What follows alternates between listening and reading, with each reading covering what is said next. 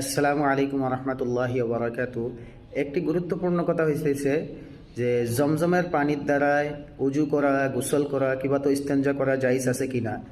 এর জবাব হইতেছে, দেখেন, একটা কথা বোঝা লাগবো যে জমজমের পানি একটা বরকতময় পানি, তার আদব এবং সম্মান করা আমাদের জন্য অত্যন্ত জরুরি।